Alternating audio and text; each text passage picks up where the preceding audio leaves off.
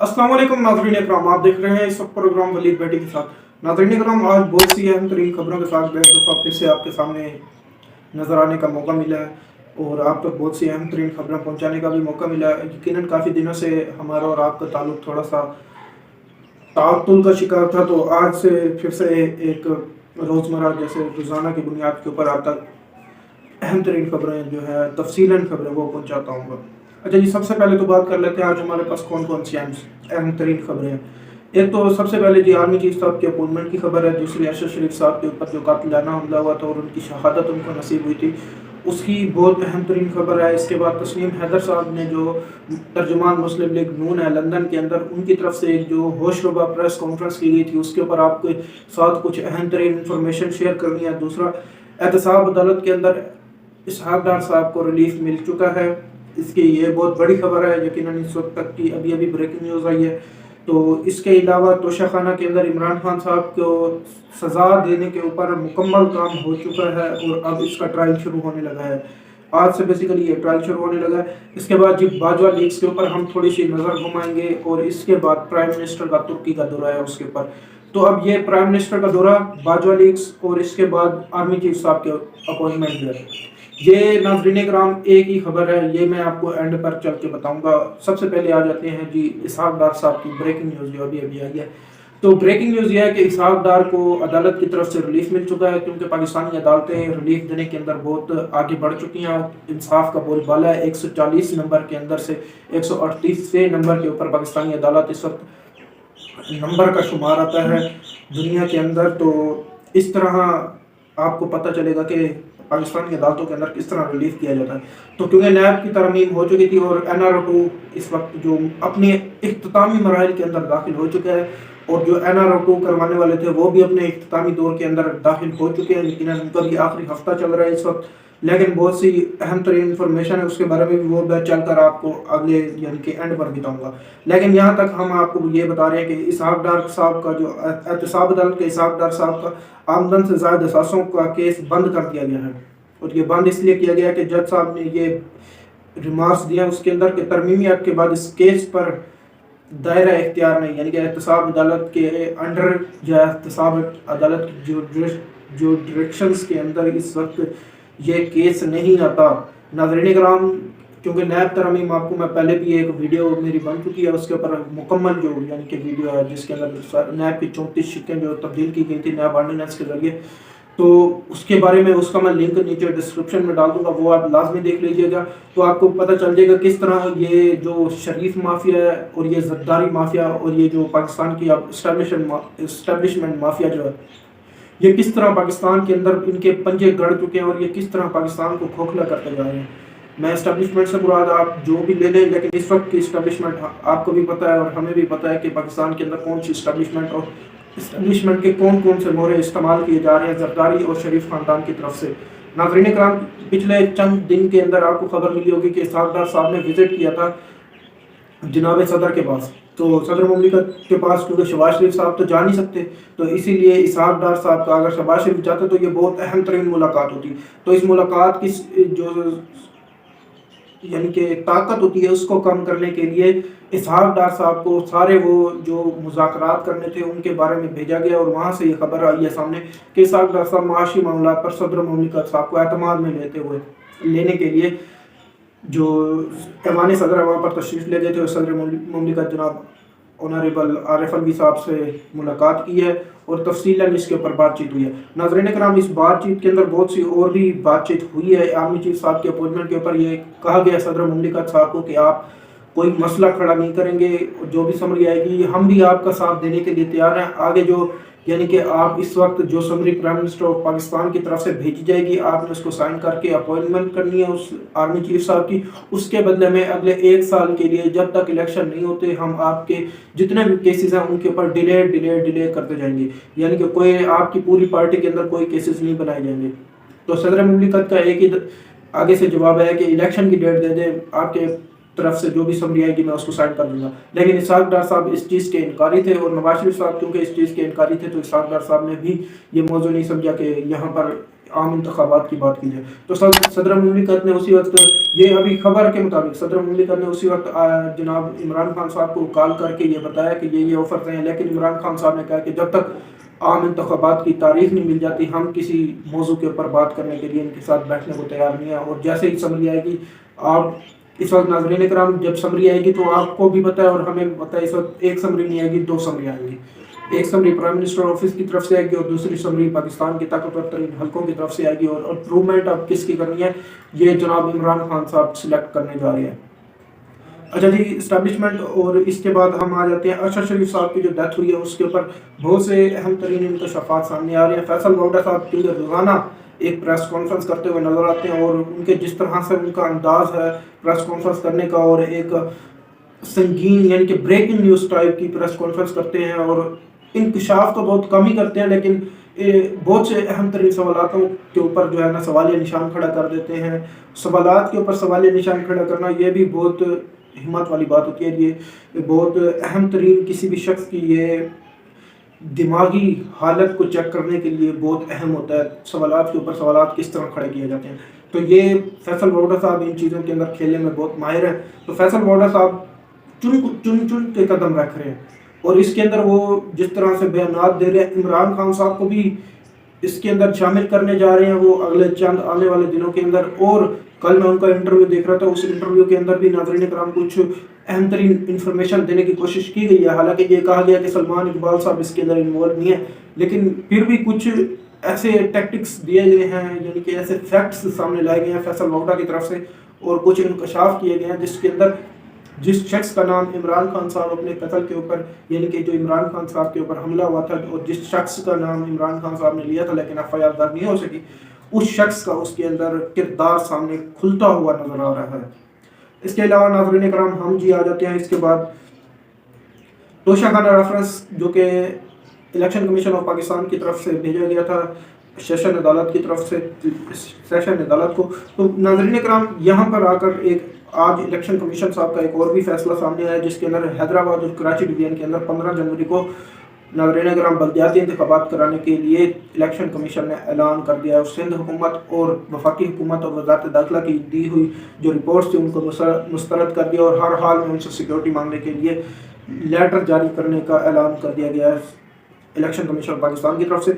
और सेशन अदालत के अंदर क्योंकि आज इमरान खान साहब की पेशी थी लेकिन इमरान खान साहब पेश नहीं हुए, तो सेशन अदालत ने इमरान खान साहब को कल भेजा हुआ नोटिस एक दफ़ा फिर से रीन्यू हुआ है और इस केस के अंदर जज जो जफ़र इकबाल साहब है वो इस केस की समाअत कर रहे हैं। इमरान खान साहब के पहले एक केस के अंदर भी यही जज साहब समाअत कर चुके हैं 3 साल की। अब आ जाते हैं कि इमरान खान साहब को इसके अंदर क्या लॉस आने वाला है, क्योंकि इमरान खान साहब को नहर तो कर दिया गया है इलेक्शन कमीशन पाकिस्तान की तरफ से, फिर ये किस लिए भेजा गया है। फर्दर इसकी डेवलपमेंट्स ये होंगी कि अगर इमरान खान साहब अपने जो तोशा खाने वाली घड़ियां हैं और दूसरे जो इनके पास तो तहाइफ हैं वो साबित नहीं कर सकते जो कि कानून के मुताबिक उन्होंने ले लिए, बहुत ही इसके ऊपर सवालात हैं। शाहजेब खानजादा ने जो सवालात उठाए उनके अंदर दमखम है, लेकिन नाज़रीन कराम इसके अंदर हम देखते हैं कि इमरान खान साहब को आया कौन सी इसके अंदर सज़ा हो सकती है। तो बेसिकली इमरान खान साहब को इसके अंदर 3 साल की सज़ा हो सकती है, 3 साल कैद हो सकती है और इसके अंदर लाखों रुपए का जुर्माना भी हो सकता है। लेकिन ये आपको पता है सेशन अदालत गया, सेशन अदालत से फिर अगर सेशन अदालत फैसला सुनवा देती है तो इस्लामाबाद हाई कोर्ट के अंदर इस्लामाबाद हाई कोर्ट भी फैसला सुनवा देती है तो फिर सुप्रीम कोर्ट के अंदर। ये पाकिस्तान के कानून का एक हुस्न है, पाकिस्तान के अंदर इंसाफ के निज़ाम का ये हुस्न है कि एक अदालत आपको फैसला सुनवाती है, आपने जाके उससे ऊपर वाली अदालत के अंदर अपील करनी है, वो भी खारिज करती है तो और अदालत के अंदर अपील करनी है और अगर वो भी खारिज करती है फिर नए तरीके से आपने आकर केस कर देना है। अच्छा जी, इसके बाद हम बात कर लेते हैं बाजवा लीग्स आर्मी चीफ की अपॉइंटमेंट और नाज़रीन कराम प्राइम मिनिस्टर ऑफ पाकिस्तान का जो दौरा है हालिया अब जो करने जा रहे हैं 24 नवंबर से 26 नवंबर तक, तो आर्मी चीफ साहब के अपॉइंटमेंट के ऊपर पिंडी और इस्लामाबाद एक पेज पर नहीं है और बहुत से यानी कि आपस में इनके इख्तलाफात हैं और शहबाज शरीफ साहब को ये मना कर दिया गया था कि आपने मीडिया के सामने नहीं आना, तो वो अभी बहाना तो नहीं कह सकते, क्या पता हो भी सही, लेकिन इस वक्त जो इतलात हैं उसके अंदर शहबाज शरीफ साहब के कोरोना से यानी कि सेहतयाब हो चुके हैं और बहुत सी अहम तरीन मीटिंग्स हो रही हैं। इसके अंदर नाज़रीन कराम तस्लीम हैदर साहब की जो प्रेस कॉन्फ्रेंस हुई थी उन्होंने भी बहुत अहम तरीन इंकशाफात की और ये बेसिकली पाकिस्तान के अंदर इस्टेब्लिशमेंट की तरफ से करवाई गई थी, यानी कि शहबाज शरीफ और नवाज शरीफ साहब के ऊपर दबाव डालने के लिए, अपनी मर्जी का आर्मी चीफ लगाने के लिए।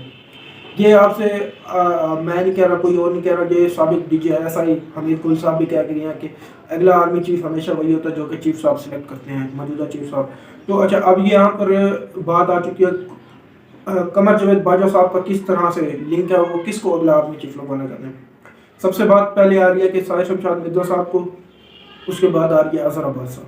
ان دونوں کے اندر ایک جو جوائنٹ چیف ہوگا اور ایک ہوگا آرمی چیف. اب آرمی چیف کا نام جو آ رہا ہے وہ اظہر عباس صاحب کا آ رہا ہے کہ اسٹیبلشمنٹ اس کے اوپر متفق ہے، ساری اسٹیبلشمنٹ. اور جو جوائنٹ چیف ہے ان کے لیے سائر شمشاد مرزا صاحب کا نام زیر غور آ رہا ہے اسٹیبلشمنٹ کے اندر. جبکہ وفاقی حکومت کے اندر اس وقت جنرل عاصم منیر صاحب کا نام آرمی چیف کے لیے اور جنرل سائر شمشاد مرزا صاحب کا جوائنٹ چیف کے لیے سامنے آ رہا ہے نام. یہ میں آپ کو جو ابھی تک پکی اور تگڑی قسم کی اطلاعات ہے اس کے مطابق. تو تسنیم حیدر کی پریس کانفرنس کروائی گئی اور تسنیم حیدر کی پریس کانفرنس کے بعد اسحاق ڈار صاحب نے ناظرین کرام کل باجوہ صاحب کی لیکس کروا دی.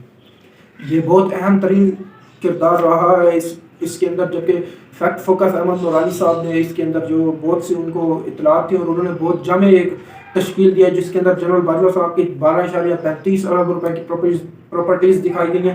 لیکن اس کے اندر ثبوت کوئی نہیں ہے جنرل باجوہ صاحب کا. لیکن جو ثبوتوں کے ساتھ دی گئی ہے اور تفصیلی FBR کی جو ڈاکیومنٹس ہیں ان کے مطابق ان کی وائف جو ہے ان کے پاس 2.5 بلین روپیز کی ہے اور جنرل باجوہ صاحب کے جو یعنی کہ بہو ہیں یعنی کہ ان کے بیٹے کی جو وائف ہے ان کے پاس 1.5 بلین ایسٹس کی وہ ان کی ملکیت ہے. اور یہ بہت زیادہ ملکیت ہے اور ان کا یہ انکشاف ہے کہ یہ جنرل باجوہ صاحب جب سے آرمی چیف بنے اس کے بعد کی یہ ساری ان کے پاس جائیدادیں بنی ہیں. ناظرین کرام، اس سے پہلے جنرل باجوہ صاحب کی وائف جو تھی وہ زیرو روپیز کی پراپرٹی اونس کرتی تھی. جب سے جنرل باجوہ صاحب 2013 کے اندر ان کو لیفٹیننٹ جنرل کے عہدے کے اوپر ناظرین کرام ترقی دی گئی تھی اس کے بعد ان کے پاس 0% ایسٹس ہے. لیکن اب 2016 کے بعد جب کہ جنرل باجوہ صاحب آرمی چیف بنے ہیں تب سے ان کے پاس 2.5 بلین اور ان کی جو بہو ہیں باجوہ صاحب کی ان کے پاس ان کی شادی سے ایک ہفتہ پہلے ہی 1 بلین روپیز کی جو پراپرٹی تھی وہ ان کے نام کے اوپر ٹرانسفر کر دی گئی تھی. جبکہ شادی کے بعد تقریباً 50 کروڑ روپے کی جو پراپرٹی ہے وہ ان کے پاس اب اون کرتی ہیں. وہ 1.5 یہ کل ملا کر 1.5 بلین روپیز کی پراپرٹی ہے. اب یہاں پر آپ یہ دیکھیں کہ ایک لیفٹیننٹ جنرل ہے پاکستان کے اندر اور اس سے پہلے ایک انکشاف کیا گیا تھا عمران خان صاحب کی حکومت کے اندر، وہ بھی باجوہ صاحب کا تھا، جنرل عاصم سلیم باجوہ سابق DGISPR صاحب. ان کے اوپر بھی تقریباً 111 کمپنیز کھولی گئی تھی ان کی ناظرین کرام. اور اس کے بعد انہوں نے CPEC کی اتھارٹی کے چیئرمین کے اوپر سے استعفیٰ دے دیا تھا. لیکن عمران خان صاحب نے قبول نہیں کیا تھا. لیکن بہت سی اہم ترین وجوہات کے اوپر پھر کچھ انفارمیشن پہنچائی گئی تھی عمران خان صاحب کے پاس. پھر اس کے ذریعے عمران خان صاحب نے ان کو یعنی کہ ان کا ریزگنیشن لیٹر جو تھا وہ وصول کر لیا تھا. اس کے بعد جی ہم آ جاتے ہیں پرائم منسٹر کا جو دورہ ہے اس وقت یہ کس طرح اہمیت حامل ہے ترکی کا. 24 نومبر کو یہ کیوں ڈیٹ ہے؟ یہ پنڈی اور اسلام آباد ایک پیج پر نہیں ہے، یہ تو آپ کو بھی پتہ ہے اور ہمیں بھی پتہ ہے کیونکہ اس طرح کی جو انفارمیشن باجوہ لیکس ہوئی ہے اور جو اس تسلیم حیدر صاحب نے جو پریس کانفرنس کی ہے یہ ان دونوں کے آپس میں لنکیجز ہے. اب یہاں سے یہ پتہ چلتا ہے کہ لندن اور اسلام آباد ایک پیج پہ ہیں اور جو پنڈی اور اسلام آباد اور لندن یہ ان کا جو راہیں ہیں وہ جدا ہیں. تو راہیں جدا ہونے سے متعلق اب یہ خبر آ رہی ہے کہ پرائم منسٹر پاکستان اپوائنٹمنٹ کر کے سمری بھیج دیں گے صدر مملکت صاحب کے پاس. آج کیونکہ 22 ہے، کل 23 کو یہ سمری آ جائے گی. سمری اگر آتی ہے یا نہیں آتی خود بخود پرائم منسٹر صاحب جو ہے اس کے اوپر اپوائنٹمنٹ کر کے 24 کو یہ سمری بھیج دی جائے گی صدر مملکت صاحب کو اور اس کے بعد پرائم منسٹر آف پاکستان جو ہے وہ تشریف لے کر چلے جائیں گے ترکی کو. وہاں پر بہت مشکل حالات کے اندر یہ دورہ جو ہے نا ان کا رکھوایا گیا ہے. وزارت خارجہ نے بہت زیادہ اس کے اندر کام کیا اور بلال بھٹو صاحب نے جو کہ ابھی تک اطلاعات آ رہی ہیں سامنے کہ پرائم منسٹر پاکستان 24 کو جائیں گے اور اس کے بعد جو صورتحال بنے گی ناظرین کرام وہ پاکستان کے پچھلے ایک سال کے اندر جتنی بھی صورتحال بنتی رہی ہے وہ سب سے زیادہ سنگین ہوگی. اگلے آنے والے ایک ہفتے کے اندر بہت سی اہم ترین اپوائنٹمنٹس ہونی ہیں. بہت سی، میں صرف یہ دو نہیں کہہ رہا، بہت سی اہم ترین اپوائنٹمنٹس ہونی ہیں. اب وہ آپ کا کام ہے کہ آپ دیکھیں صرف پرائم منسٹر اور اس کی آرمی چیف اور جوائنٹ چیف کے علاوہ اور کس بندے کی اپوائنٹمنٹ ہونی ہے یا وہ عہدے سے ہٹائے جائیں گے. یہ اب بہت کیونکہ نیا چیف جو آتا ہے وہ ہمیشہ اپنی لیگیسی بنانے کے لیے، اب یہ باجوہ صاحب اپنی لیگیسی چھوڑ کے جا رہے ہیں حالانکہ انہوں نے بہت زیادہ اچھے کام کیے ہیں. پاکستان کے کسی آرمی چیف صاحب کے پاس اتنے کام کرنے کے یعنی کہ اختیارات نہیں تھے اور सिविल सुप्रीमेसी को भी इन्होंने थोड़ा सा ऊपर रखा हुआ था, लेकिन मिलिट्री सुप्रीमेसी जो थी वो इन्होंने अपने अंडर रखी हुई थी। और आज तक ये बताया जा रहा है कि बाजवा साहब की अभी तक भी इस्टेब्लिशमेंट के अंदर बहुत ज़्यादा मानी जाती है। और इसके बाद इमरान खान साहब के चाहने वाले जो थे, इमरान खान साहब ने एक बहुत बड़ी मूव खेली है इसके ऊपर। उन्होंने कहा जिसको आपने आर्मी चीफ लगाने लगा था, इसके बदले इमरान खान साहब ने 26 नवंबर को, अब फिर से वो बात आ गई कि 24 नवंबर को तो वो जा रहे हैं शहबाज शरीफ साहब, और 26 को उन्होंने वापस आना, और 26 को ही नाज़रीन इकराम हफ्ते वाले दिन ही इमरान खान साहब ने जाकर धरना देना है रावलपिंडी के अंदर। और पिंडी के अंदर धरना देने का मकसद क्या है कि जैसे ही नया चीफ आएगा इमरान खान साहब अपना मुकम्मल दबाव डालेंगे उसके ऊपर, और चीफ का ओहदा संभालने के बाद उसके पास सबसे पहली जो एक मुश्किल हो जिसको वो हल करना चाहे वो ये हो कि इमरान खान साहब की जो हुकूमत यानी कि जो धरना दिए बैठे हैं इसको किस तरह ख़त्म करवाना, क्योंकि मुल्क एक हिजान की कैफियत के अंदर चला जाएगा कि एक पार्टी पाकिस्तान की सबसे बड़ी पार्टी, और उस पार्टी को पाकिस्तान की तकरीबन 70% यूथ इस वक्त सपोर्ट कर रही है, और वो धरना देकर बैठी है पिंडी के अंदर, और पिंडी के अंदर ही न्यू चीफ की जो तकरीब होनी है वो भी होनी है। अल्लाह हाफ़िज़ नाज़रीन इकराम, आप हमारे साथ इसी तरह बने रहिए। हमारे चैनल को लाइक करिए, सब्सक्राइब करिए, शेयर करिए, बेल आइकन में बटन दबाइए ताकि जितनी भी आने वाली वीडियो जो सबसे पहले आप तक पहुँचेंगे। अल्लाह हाफ़िज़।